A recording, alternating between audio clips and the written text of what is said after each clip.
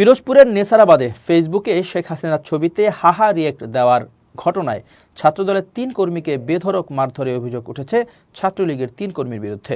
রোববার সকালে জুলুহার বাজারে বসে এ হামলার ঘটনা ঘটে। আহত ছাত্রদল কর্মীরা হলেন মোহাম্মদ হাসান, সিয়াম এবং রিয়ান।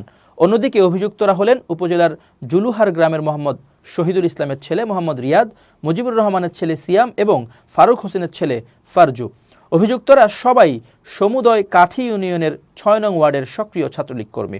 হামলায় আহত ছাত্রদল কর্মী সিয়াম শেখ অভিযোগ করে বলেন, জুলুহার গ্রামের আওয়ামী লীগ নেতা মুজিবুর রহমানের ছেলে রিয়াদ সামাজিক যোগাযোগ মাধ্যম ফেসবুকে শেখ হাসিনার ছবি পোস্ট করেন। সেই ছবিতে আমরা হাহা রিয়েক্ট দিয়েছিলাম। এ কারণে রোববার সকালে জুলুহার বাজারে রিয়াদ, সিয়াম, ফারজু সহ ১০ থেকে ১২ জন ছাত্রলীগের লোকজন লোহার রড দিয়ে আমাদের উপর হামলা চালায়।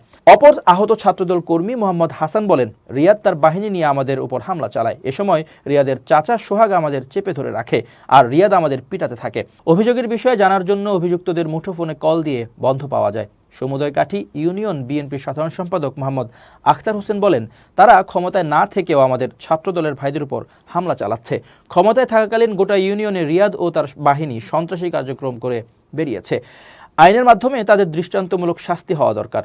সমুদয় কাঠি ইউপি চেয়ারম্যান ও ইউনিয়ন আওয়ামী লীগের সাধারণ সম্পাদক মোহাম্মদ হুমায়ুন কবির বলেন, রোববার সকালে ২ দল বাজারে মারামারি করেছে বলে জানতে পেরেছি। শুনেছি ছাত্রলীগের ছেলেরা ফেসবুকে নাকি শেখ হাসিনার ছবি ছেড়েছিল। ছাত্রদলের ছেলেরা তাতে রিয়েক্ট দেওয়া নিয়ে ঘটনা ঘটেছে।